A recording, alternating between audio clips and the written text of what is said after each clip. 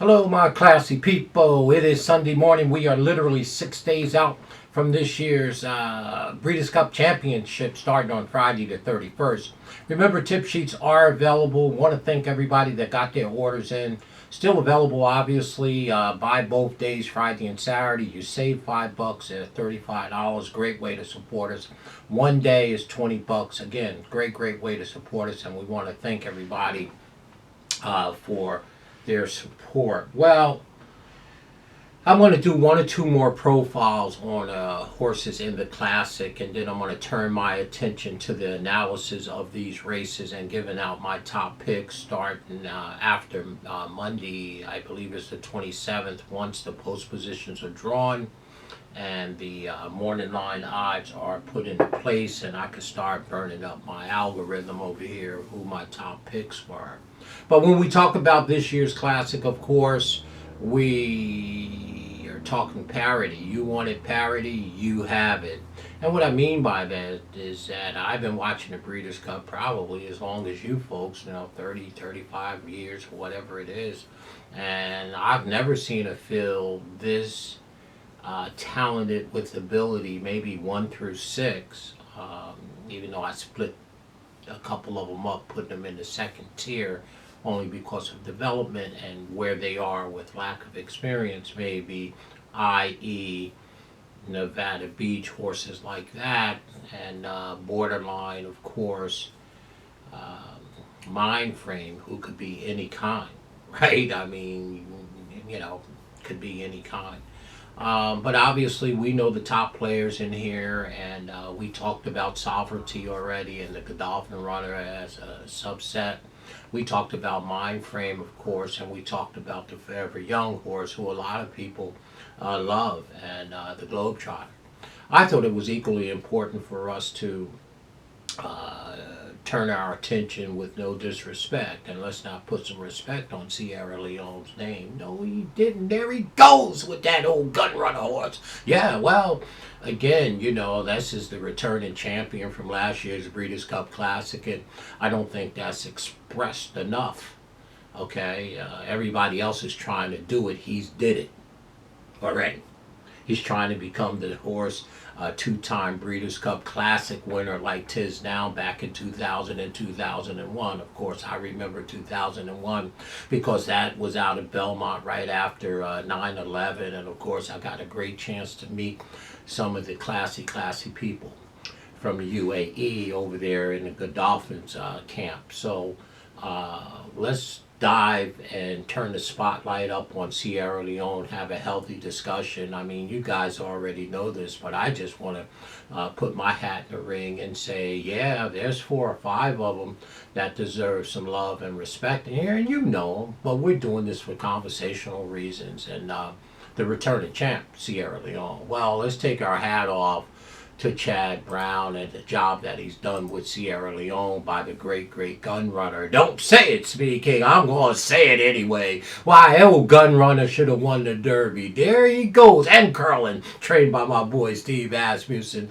But obviously, gun runner needs no introduction as a racehorse and or as a sire. And on the back end by Malibu Moon. Well, this 4-year-old comes to work, y'all, for sure. Trained by Chad Brown, the master, the grass master, but this is on the dirt, so he can do it equally well. This one's owned by Michael Tabor and company, John and them and Peter Brandt. I mean, the ownership is splendid, right, for sure.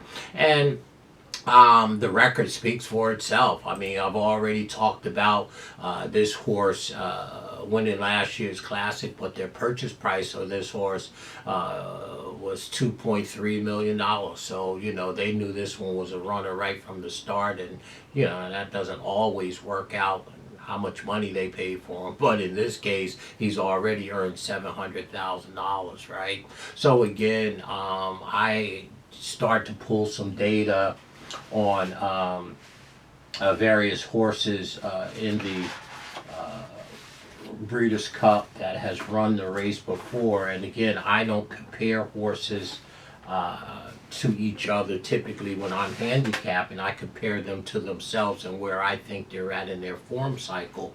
But I do like to go back and look at previous winners and what numbers they ran. And I usually use Theragraphs or really the Ragasons to see what the final numbers were. And when you look at horses like back there in 2022, Flightline. I mean, Flightline came in off Theragraphs running -8s and -4s. I mean, that's a level that just don't, happen with regular racehorses. This is a different level. And the one I always love to pull is Nick's Go. That's the race where Hot Rod Charlie was in, and Tripoli and those type of horses, Essential Quality, trained by my boy, right? And Nick's Go running -4s, -3s. The Go Sappers running -6 and stuff like that. Well, when you consider the horses that are going in this year, all of them are at a level that are very, very good. So for all the sheet readers out there, and everybody knows I'm an old Theragraph, I'm an old Ragason sheet guy. Yeah, I know how to read them. And these horses are very, very fast and very, very talented.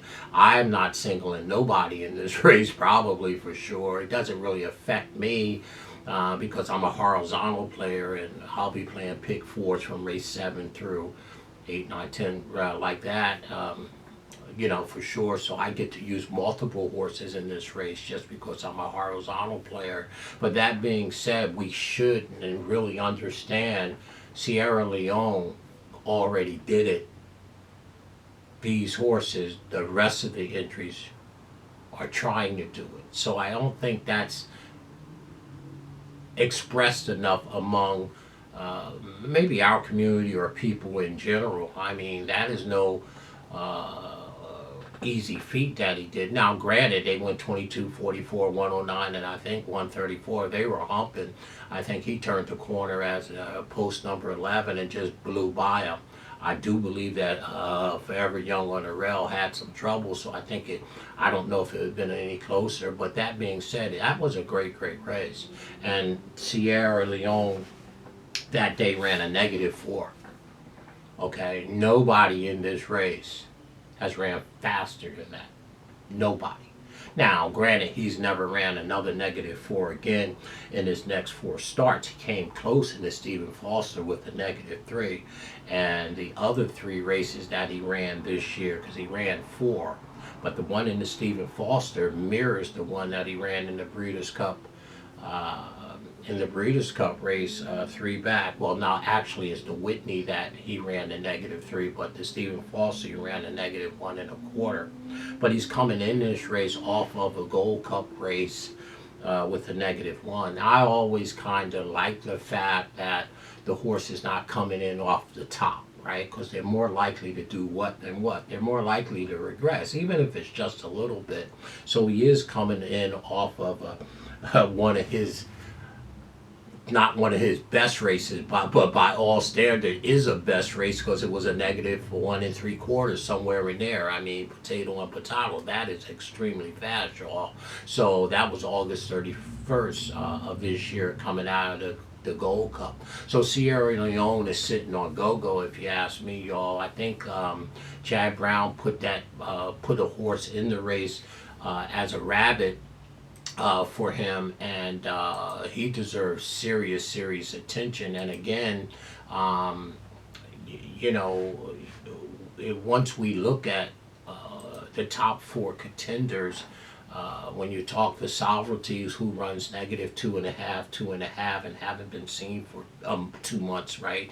Billy Mott's going to have him, so it's going to take a -3 or to a -2.5 to win this race. So when you look at Sovereignty and you look at Sierra Leone, who we're talking about here today, and of course Fierceness, and then Forever Young, those 4 horses are extremely closely matched. Yeah, I think you can throw a blanket over a lot of them.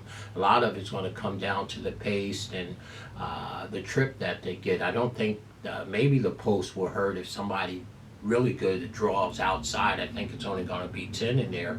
But the top four horses are extremely good, and it's going to take a lot to separate them. So we got what we wanted as a race fan. We have parity. Then you have this, what I believe are second tier horses, what are any one of them I would love to own. The journalism, the reporter horse. And Baeza, of course, the PA Derby winner. No disrespect to these horses. And then you have Mind Frame, right? So I'm telling you, 7 of these horses, outside, 6 of them outside of Sierra Leone, all these horses are extremely well meant and they're champions in their own right. So we got what we wanted. We got a even playing field. I think the thing that separates it is pace and trip, and of course, the other advantage Sierra Leone has. How often does this happen? You return back to the Breeders' Cup for the second time across the track that you won it at last year. That doesn't happen. So again, he's already done it, and these others are looking to do it. So I think, that's huge, of course, right? To me, the enemy to horse racing is ground loss. You've heard me say that. But I believe the 2 biggest factors in horse racing is distance and surface. Okay? Because different surfaces mirror each other or not. I mean, when you talk Monmouth Park, we know it's a conveyor belt, my home track. Well, I mean, when you take them over to Pennsylvania, that could be a little deep, or back in the day, Keystone Park, Keystone, or in Santa Anita, it's speedy. So those pars match up. So again, the advantage, if there's one, I'm not saying that's who I'm picking, Sierra Leone.